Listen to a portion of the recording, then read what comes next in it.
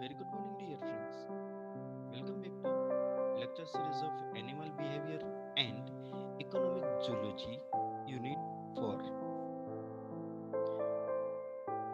In this unit, we already discussed about social behavior of honeybee and its life cycle. As well as also, we already discussed about social behavior of termites, its caste form, as well as also its habit and habitats, and its reproductive forms, as well as caste. So it's an important question of reproductive caste. I just revised to reproductive caste. And the first one is Macropterus, Branchiopterus, and third one is Apterus. Macropterus is also known as winged form or first reproductive. Branchiopterus, short winged, or it's a second reproductive. And third one is Apterus, it's a wingless, also called as third reproductive caste. We already discussed about three castes. Right now, today we will discuss about sterile form. Sterile એટલે શું? So, sterile એટલે કે એક પાર્ટિક્યુલરલી જંતુરહિત form કહી શકાય એ રીતના. Sterile form ઓર cast. Sterile એટલે શું? તમે કદાચ માઇક્રોમાં હોય તો તમને ખ્યાલ હોય કે સ્ટરાઇલ એટલે કે આપણે કોઈ પણ બેક્ટેરિયાની બધી વસ્તુને સ્ટેરિલાઇઝ કરવાની હોય, એટલે કે બેક્ટેરિયા રહિત કરવાનું હોય, કે જંતુ હોય કે માઇક્રોબ્સ હોય તો માઇક્રોબ્સ રહિત કરવાનું હોય. That is the sterilisations. અહીંયા આગળ સ્ટરાઇલ ફોર્મ હશે તો રિપ્રોડક્ટિવ્સ જે ઓર્ગન છે અથવા તો રિપ્રોડક્ટિવ્સને રિલેટેડ, જેમ કે ઓવરી છે, એ જ રીતના ઓવમ છે, એ જ રીતના સ્પર્મ છે, આ બધી જ વસ્તુ છે એ નીલ હશે. આ વસ્તુને આપણે સ્ટરાઇલ કહેશું. There are the two types of wingless. અહીંયા આગળ સ્ટરાઇલ ની અંદર એપ્ટેરસ પણ કહી શકાય કે જે વિંગલેસ સ્ટરાઇલ કાસ્ટ છે. કેટલી ટાઈપની છે? ટુ ટાઈપની છે. સો આ જે સ્ટરાઇલ ફોર્મ હશે એની અંદર શું હશે? These are male and female in which sex organ are rudimentary and non-functional. જો અહીંયા આગળ જે સ્ટરાઇલ ફોર્મ છે એની અંદર જે સેક્સ ઓર્ગન છે કેવા છે? રૂડિમેન્ટરી છે. રૂડિમેન્ટરી એટલે કે અવિકસિત કહી શકાય, અનડેવલપમેન્ટ,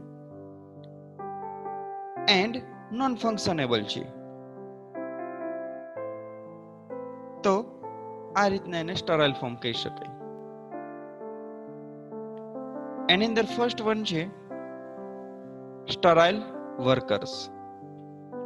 Sterile workers are apterous.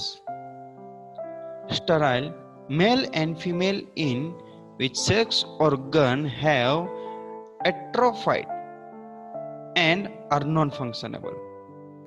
આ જે સ્ટરાઇલ વર્કર્સ છે એ કેવા છે? એપ્ટેરસ છે. અને આ જે વર્કર્સ છે જેની અંદર મેલ અને ફિમેલ બંને આવી જાય, એના જે સેક્સ ઓર્ગન છે કેવા છે? એટ્રોફાઇડ હશે. એટ્રોફાઇડ એટલે કે એકદમ નીલ હોય તેવા, નહીવત હોય એવા, અને નોન ફંક્શનેબલ છે. A workers has its integuments very little chitinous and body is pale color. આ જે વર્કર્સ છે એની બોડી કેવી હશે? ઇન્ટેગ્યુમેન્ટ એટલે કે ચામડી કે ઉપરનું આવરણ, વેરી કાઇટનાઇઝડ હશે અને બોડી એની પેલ કલર્ડ હશે, આછા રંગની હશે. ઇટ લુક લાઈક એ નિમ્ફ. એ કેવા દેખાતા હશે? નિમ્ફ જેવા દેખાતા હશે, હે ને? હેડ ઇઝ વાઇડ પોઇન્ટિંગ ડાઉનવર્ડ. એનું જે હેડ કેવું છે? એકદમથી મોટું છે અને એકદમથી પોઇન્ટેડ છે. સો અહીંયા આગળ કદાચ તમને દેખાડું તો આ જે વર્કર્સ છે, નેશૂટ છે, આ વર્કર્સ છે, આ નિમ્ફમાંથી આવતું હોય છે, એના જેવું દેખાતું હોય છે કે જે એકદમથી નાનું અને પેલ કલર્ડ હશે, હે ને?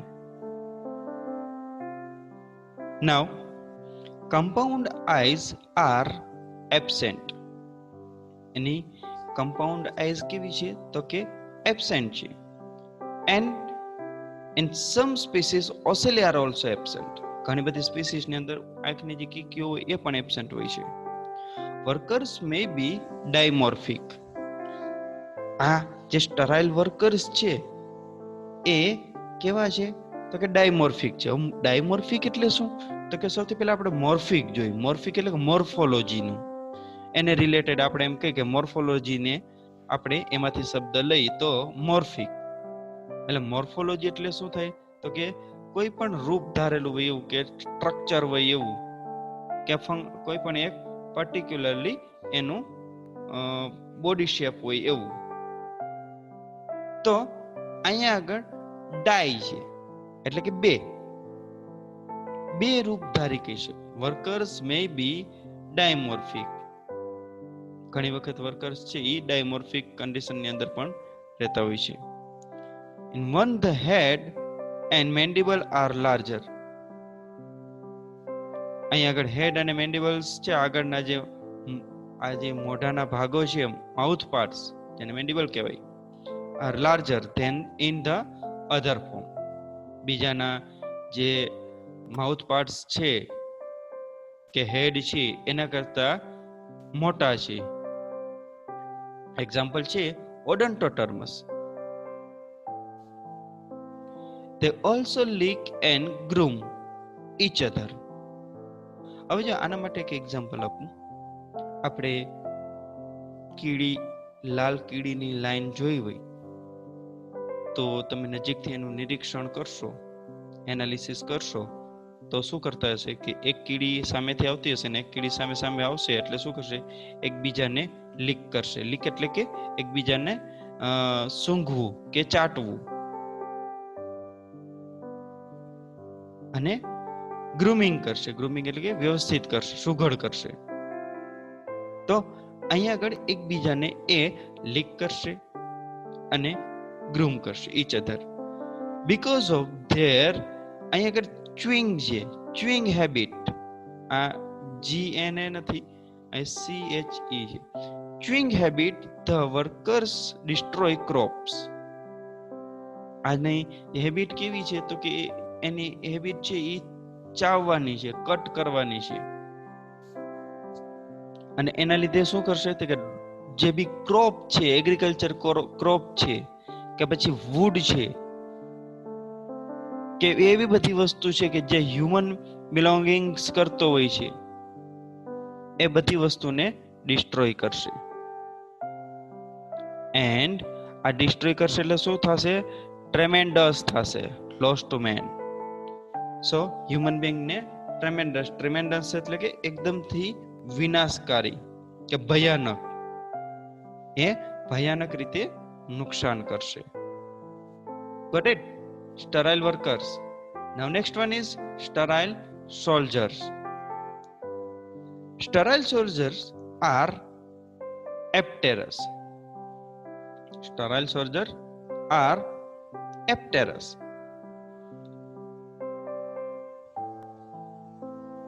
Male and female with no sex organs. હવે સ્ટરાઇલ સોલ્જર છે, એપ્ટેરસ તો છે, પણ મેલ અને ફિમેલ છે એ સેમ ટુ સેમ વર્કર્સની જેમ એના જે સેક્સ ઓર્ગન છે કેવા છે? તો કે નીલ છે, નથી. A soldier has large chitinous head. એના જે હેડ છે એ કેવું છે તો કે કાઇટનિસ્ડ છે. Big mandibles and color is pale. એના જે આગળના માઉથ પાર્ટ કેવા છે તો કે મોટા છે અને એનો કલર કેવો છે પેલ કલર છે, આછો કલર છે. Soldiers are two type. હવે અહીંયા આગળ સોલ્જર્સના પણ બે ટાઈપ દેખાડેલા છે, mandibulate soldiers and nasute soldiers. Mandibules soldiers have large powerful mandibles but no frontal rostrum. અહીંયા આગળ રોસ્ટમ્સ એટલે શું થાય? રોસ્ટમ્સ એટલે કે આગળના મોઢાનો ભાગ, ફ્રન્ટલ એટલે કે આગળનો, બરાબર છે. જે આપણે અહીંયા જોઈ તો આ જે સોલ્જર્સ છે, મેન્ડિબલ સોલ્જર છે, એનો આગળનો જે ભાગ છે એ વાઇડ હશે, એકદમથી મોટો હશે અને એકદમથી પાવરફુલ હશે, હે ને? તો બટ નો ફ્રન્ટલ રોસ્ટમ્સ, આગળનો જે ફ્રન્ટમ રોસ્ટમનો જે ભાગ છે એ કેવો છે તો કે નથી, નીલ છે. અને નેસ્યુટ છે તો આ નેસ્યુટ છે તો એને સૂંઢ આકારનો પોઇન્ટેડ ફ્રન્ટમ રોસ્ટમનો જે ભાગ છે એ આવેલો છે. Natural soldiers have small mandibles and a median frontal rostrums on the head. અહીંયા આગળ કેવું છે તો કે સ્મોલ મેન્ડિબલ તો છે જ, પણ મીડિયન ફ્રન્ટલ રોસ્ટમ્સ છે ઈ આવેલું છે એના માથાના ભાગમાં. Soldiers defend the community. Mandible soldiers with their mandible and noses shoulders by exuding a viscid repellent fluid. હવે જો આ જે સોલ્જર્સ છે એનું કામ શું હશે તો કે ડિફેન્ડ કરવાનું હશે. કોઈ પણ આક્રમણ કરતો હોય તો એ આક્રમણથી બચવાનું કામ કરશે અથવા તો એનો સામનો કરવાનું કામ કરશે. જોડે જોડે એ શું કરશે તો કે એક્ઝુડિંગ્સ. હવે એક્ઝુડિંગ્સ એટલે શું તો કે કોઈ પણ જગ્યાએ આપણે બ્લોક કરવું. સપોઝ આપણે નળી હોય તો આપણે નળીને બ્લોક કરીએ, ધેટ ઇઝ ધ એક્ઝોડિંગ કહેવાય. કોઈ પણ વસ્તુ હોય એને આપણે બંધ કરી દેવી હોય, ખાસ કરીને પાઇપલાઇનની વસ્તુની અંદર, તો આપણે એને એક્ઝોડિંગ કહેવાય. તો બાય એક્ઝોડિંગ્સ વિશેડ, હવે વિશેડ એટલે સ્ટીકી અથવા તો ચોટી જાય એવું, રિપેલેન્ટ ફ્લડ બાય ફ્રન્ટલ રોસ્ટમ્સ. આ જે ભાગ છે એનો, આ ભાગ દ્વારા એ શું કરશે તો કે જે મોલ્ડ છે કે એના રાફડો છે એની અંદર કોઈ પણ આક્રમણકારી આવતું હોય છે, કોઈ પણ એનું એનિમી આવે તે એ શું કરશે તો કે એને ડિફેન્ડ કરશે અને એને ચીકણા પ્રવાહી દ્વારા કે જે રિપેલેન્ટ ફ્લડ હશે. રિપેલેન્ટ ફ્લડ એટલે કે કોઈ પણ ઇન્સેક્ટને અણગમો પેદા કરતું હોય તેવું. સો રિપેલેન્ટ ફ્લડ દ્વારા એ શું કરશે તો કે એક્ઝોડિંગ કરશે. At times soldiers plug the burrows with their head. મેં કીધું ને કે એને બ્લોક કરશે, પ્લગ કરશે. એના જે બોરો છે, એના જે બોરોવિંગ છે, એના જે શું કહેવાય દર છે એને પ્લગ કરશે એના હેડ દ્વારા. બરાબર છે. સો આ બે કામ હતા, મેન્ડિબલ અને નો-શૂટ સ્ટરાઇલ સોલ્જર. હવે અહીંયા ક્યારેક ક્વેશ્ચન એવો પૂછી શકે કે write down about a sterile form. તો સ્ટરાઇલ ફોર્મની અંદર કઈ વસ્તુ આવશે તો કે સૌથી પહેલા તો બે ભાગ આવશે, સ્ટરાઇલ વર્કર્સ, જો અહીંયા રહ્યું સ્ટરાઇલ વર્કર્સ, અને બીજું છે સ્ટરાઇલ સોલ્જર્સ. હવે સ્ટરાઇલ વર્કર્સ ની અંદર શું આવશે તો કે ખાલી અને ખાલી સ્ટરાઇલ વર્કર્સ કેવા હોય છે અને કઈ રીતના કામ કરે છે એ આવશે. બટ સ્ટરાઇલ સોલ્જર્સ ની અંદર બે ટાઈપના આવશે, મેન્ડિબલ અને નો-શૂટ. મેન્ડિબલ ના જો કે પછી એના રોસ્ટમ કેવા છે એ આપણે જોવાનું છે, અને અહીંયા આગળ નોસેટનું કામ પણ આપણે જોવાનું છે, એનું કામ શું કરશે એ. Got it? તો આ રીતના ક્વેશ્ચન પૂછી શકે છે. આ રીતના અને આખી કાસ્ટ ફોર્મ છે કે આ નિમ્ફ છે, એમાં બે સોલ્જર્સ, વર્કર, રિપ્રોડક્ટિવ નિમ્ફ છે, આ મેલ ઓફ કિંગ છે, અહીંયા ક્વીન છે, આ ક્વીન ફીમેલ ક્વીન છે, આ નૈશૂટ છે, હે ને. Now next one is life cycle. Life cycle of termites. તો આ જે લાઈફ સાયકલ છે એ સેમ ટુ સેમ આપણે જે હનીબીની જોઈ એ જ રીતના સેમ ટુ સેમ હશે, પણ થોડો ઘણો ચેન્જીસ હશે. જેની અંદર આપણે જોઈ આ સૌથી પહેલા એગ છે, પછી નિમ્ફ છે. હવે આ જે નિમ્ફ છે એ 3 ભાગની અંદર વહેંચાયેલા છે, જેની અંદર પહેલો ભાગ છે એ છે સોલ્જર ટર્માઇટ્સ, બીજો છે વર્કર ટર્માઇટ્સ. આ બંને કેવા હશે? સ્ટરાઇલ હશે. બટ આ જે ભાગ હશે એ કેવા હશે? તો કે રિપ્રોડક્ટિવ ફોર્મ હશે. એ કેવા હશે? રિપ્રોડક્ટિવ ફોર્મ હશે, કે જેને નિમ્ફ પણ કહી શકાય આપણે. Got it? તો રિપ્રોડક્ટિવ નિમ્ફ પછી એલેટસ અથવા તો વિંગ રિપ્રોડક્ટિવ કહેવાય.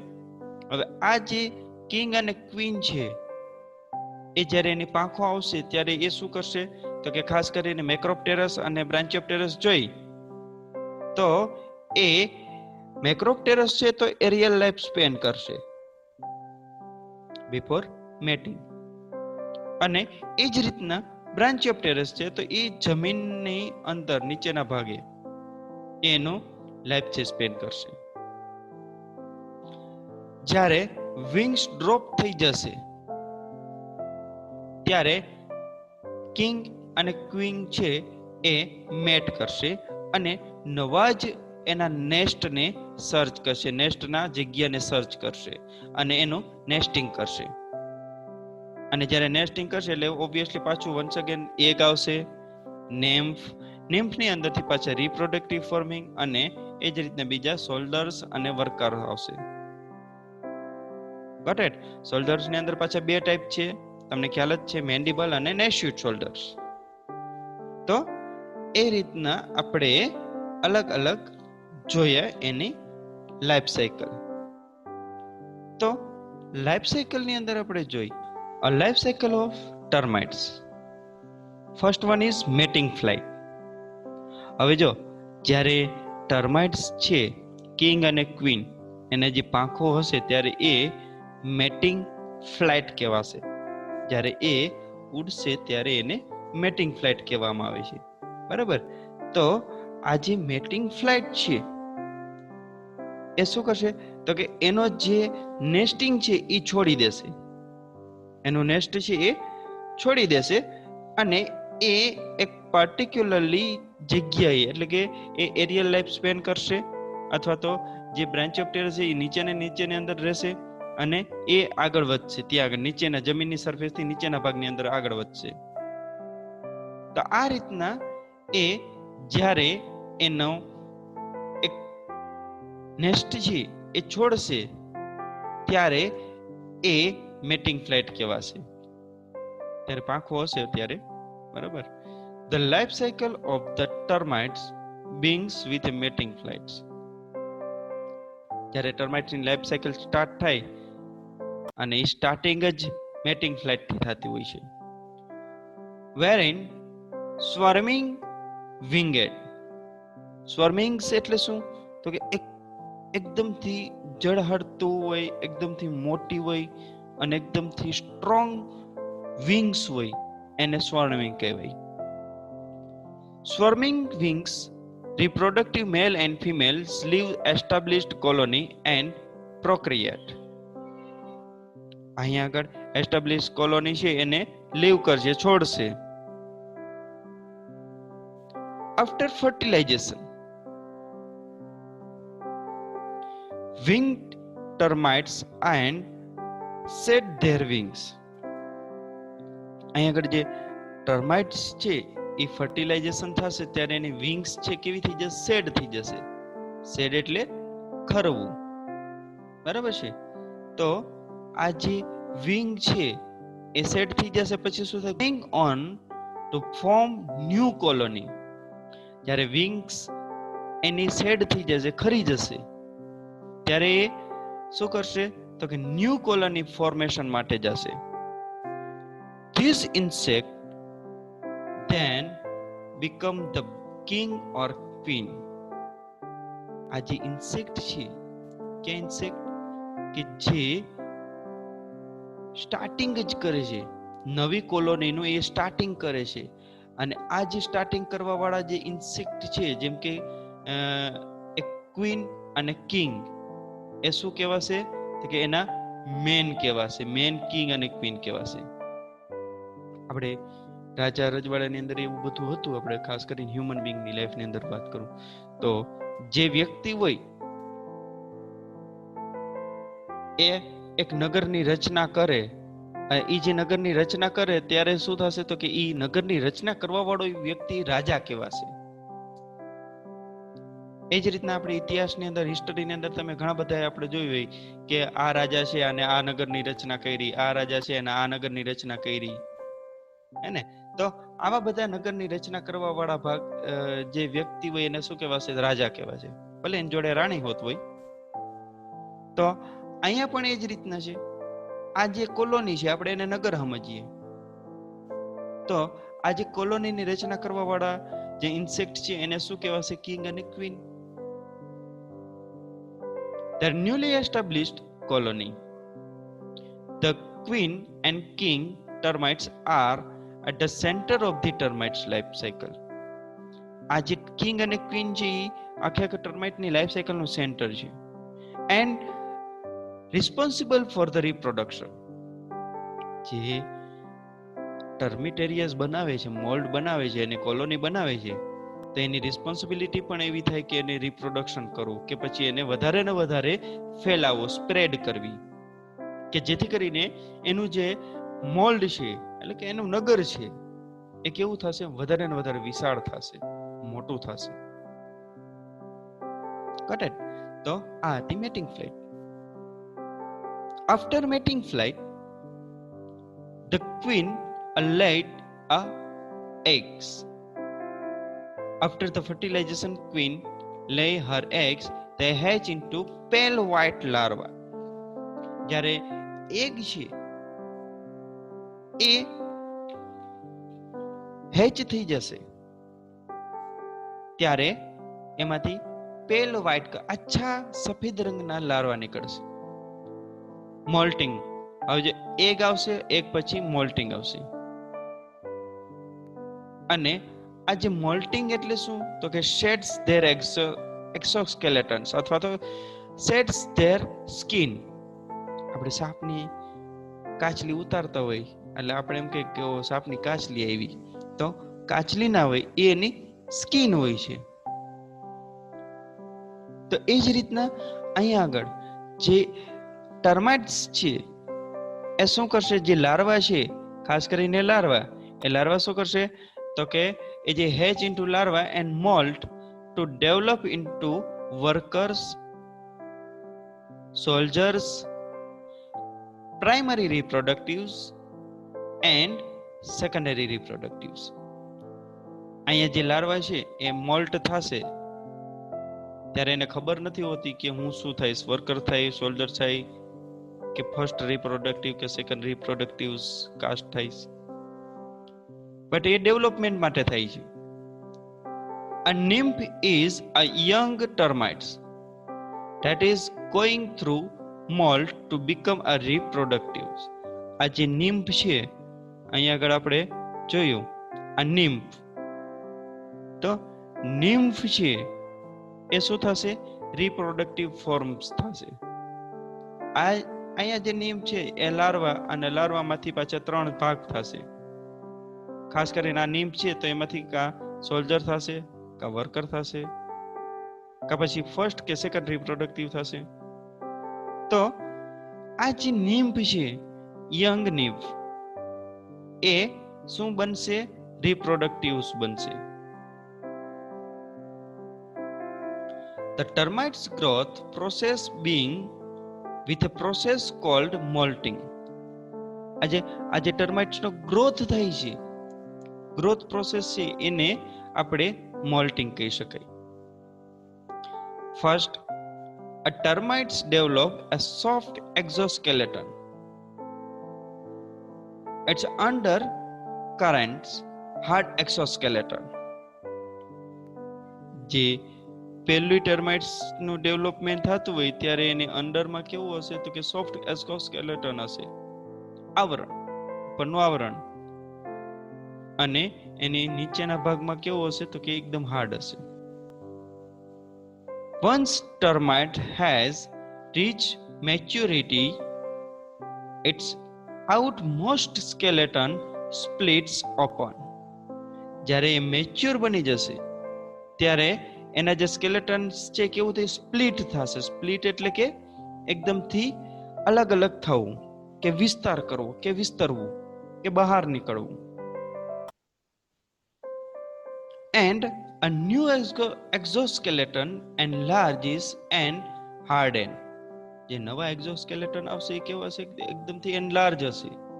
એનલાર્જ એટલે કે મોટા. એન્ડ હાર્ડન હશે. હાર્ડન એટલે કે એકદમથી મજબૂત હોય એવા, હાર્ડ હોય એવા. This molting process continues throughout a termite's life cycle based on colony needs. આવી જે લાઈફ સાયકલ છે એ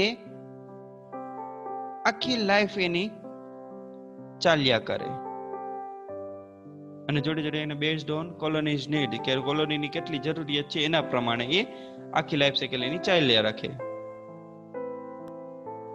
મોલ્ટિંગ પછી છે larva. Over the courses of several molts, these larvae grow to assume a role in one of the 3 termites colony caste. જે આ જે larva છે, નિમ્ફ કહેવાય છે, કે જે લાર્વા કહેવાય છે, એ 3 કોલોની કાસ્ટની અંદર વહેંચાયેલા હોય છે. ક્યાં ક્યાં? વર્કર્સ છે, સોલ્જર્સ છે, અને રિપ્રોડક્ટિવ ટર્માઇટ્સ છે. અને ઓલ્સો નોન એઝ એલેટસ. હવે આ જે રિપ્રોડક્ટિવ્સ છે, ખાસ કરીને આ રિપ્રોડક્ટિવ, તો આ રિપ્રોડક્ટિવ ને એલેટસ કહેવામાં આવે છે. સી, વર્કર અને સોલ્જર્સ ને નહીં. આ જે નિમ્ફ છે એ આ લાઈનમાં જશે, આ રિપ્રોડક્ટિવ ફોર્મની અંદર. આ વસ્તુને એલેટસ કહેવામાં આવશે.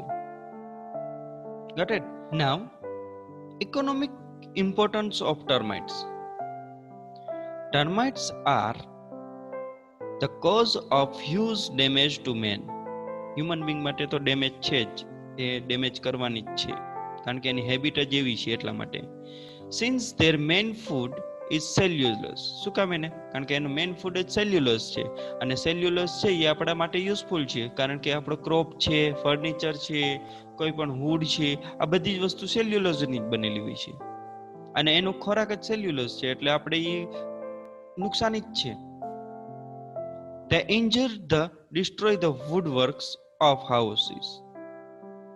જે હાઉસની અંદર વુડવર્ક કરેલું છે, ટિમ્બર્સ છે, ફર્નિચર્સ છે, રેલવે સ્લીપર્સ છે, વુડન બ્રિજ છે, બોટ, બુક, લાર્જ ઓર્કેડ્સ ટ્રી છે, like mango, Apple, coconut, citrus, ગુવા એટલે કે જામફળ, ચીકુ, હે ને, and many field crop like sugarcane, groundnut, tea, coffee, cotton, potato, and many of the flower plants etc. are badly damaged by them. એ બહુ ખરાબ રીતના એ આ બધા જ ને ડેમેજ કરે છે. આ બધા જ આપણા માટે ઉપયોગી છે પાછા, હે ને. Through termites cause a great deal of damage. Damage માટે ડીલ કરેલી છે, but also useful. termite is also useful. The radar service to mankind by consuming deals, food and vegetable product. અહીં આગળ જે ડીલ કરેલી છે, કઈ પ્રકારની ડીલ કરેલી છે, તો કે એ વેજીટેબલ્સ અને વુડના જે પ્રોડક્ટ્સ છે એને એ ફાયદો કરાવે છે. They aid in agriculture by enriching the soil. હવે એનરિચિંગ એટલે કે એકદમથી ફળદ્રુપ હોય એવું. અહીં આગળ જે સોઇલ છે એને ફળદ્રુપ બનાવે છે એગ્રીકલ્ચરની અંદર ખાસ કરીને. Soil with their faecal matters. એનો જે ફેકલ મેટર્સ હોય તો એના દ્વારા એ સોઇલ છે એને ફળદ્રુપ બનાવશે. જેમ કે અહીંયા આગળ અર્થવોર્મનો એક્ઝામ્પલ આપેલું છે, જેમ કે earthworm. Soil permeable to air and moisture exactly in the same way as earthworm. જે ટર્માઇટ્સ છે એ શું કરશે તો કે જે વેજીટેબલ્સ ને જે વુડ ને બધી વસ્તુ છે એને કટ કરશે અને કટ કરશે ને એને એકદમથી ગ્રેન્ડ બનાવશે, એકદમથી ઝીણો ઝીણો દળદાળ એકદમથી ભૂકો બનાવશે. આ જે ભૂકો છે એ સોઇલ ની અંદર મિક્સ થશે એટલે શું થશે તો કે એક ફર્ટિલાઇઝર તરીકે કામ કરશે. અને પ્લસ એ ઉપર નીચે જ્યારે જમીનની અંદર થશે ત્યારે એને જે એર પોર્સ છે, જે જમીનની હવાની જ્યારે જરૂર હોય, ખાસ કરીને હવા એટલા માટે લે કે નાઇટ્રોજન કન્ટેન્ટ મેળવવા માટે, તો હવાની જ્યારે જરૂર હોય એ પણ હવા એને આરામથી મળી શકશે અને મોઇસ્ચર કન્ટેન્ટ પણ એને સેમ ટુ સેમ રહેશે. જેમ કે સેમ ટુ સેમ આપણે અળસિયાની વાત કરીએ એ રીતના અર્થવોર્મ. હવે બીજું ક્યાં આગળ યુઝ થશે? They are also useful as they constitute food. Constitute એટલે કે બનાવવું. ફૂડ બનાવવા માટે પણ એ ઉપયોગી છે. ખાસ કરીને ફૂડ બનાવવા માટે છે, ફૂડ માટે પણ ઉપયોગી, કોકનું ફૂડ બનાવવા માટે પણ. જેમ કે એનિમલ્સ ની અંદર જોઈએ તો બર્ડ્સ નું ફૂડ બની શકે છે. આપણે ટર્માઇટ્સ ને ખાઈ જતું હોય છે. ઘણા બધા બર્ડ્સ એવા છે કે જે ટર્માઇટ્સ ને ફૂડ તરીકે યુઝ કરે છે. એ જ રીતે રેપ્ટાઇલ્સ છે એ પણ ટર્માઇટ્સ ને ફૂડ તરીકે યુઝ કરે છે. રોડેન્ટ્સ છે એ પણ ટર્માઇટ્સ ને ફૂડ તરીકે યુઝ કરે છે. અને જોડે જોડે a native of south East Africa, જે સાઉથ ઈસ્ટ આફ્રિકાના નેટિવ્સ છે એ ક્વીન્સ ને કન્ઝ્યુમ કરશે અને એક ડેલિશિયસ ડીશ તૈયાર કરશે. બહુ સરસ ડેલિશિયસ ડીશ તૈયાર કરશે. તમે કદાચ જ્યારે સાઉથ આફ્રિકાને વિઝિટ કરો ત્યારે આવી કોઈ ટર્માઇટ્સની ડીશ હોય તો ટ્રાય કરજો, ડેલિશિયસ ડીશની ટ્રાય કરજો. બહુ મજા આવશે, બહુ સારી રહેશે, હે ને? તો અહીંયા આગળ જેટલું એ નુકસાનકારક છે અને એટલું જ એ જોડે જોડે આપને બેનિફિશિયલ પણ છે. હવે આ જે બેનિફિશિયલ છે ખાસ કરીને ફૂડ સેવરલ એનિમલ્સ અને લાઈક બર્ડ્સ ની અંદર, તો એનિમલ બર્ડ્સ ની અંદર જે ફૂડ છે આ જે બધા યુઝ કરશે એટલે વન ટાઈપ્સ ઓફ એક ફૂડ ચેન છે એ એક ડેવલપ થશે, હે ને? તો આ રીતના અહીંયા આગળ લાઈફ હિસ્ટ્રી આપણે જોઈ ટર્માઇટ્સની, ઇકોનોમિક ઇમ્પોર્ટન્સ આપણે જોઈએ એની અંદર, બરાબર છે. અને કદાચ તમને આ ક્વેશ્ચન પૂછાઈ શકે તો એની અંદર આટલી વસ્તુ આવશે. 2 થી 3 માર્ક્સની અંદર ક્વેશ્ચન આવી શકે છે કે write down about economic importance of termites. Got it? Thank you very much. Have a good day.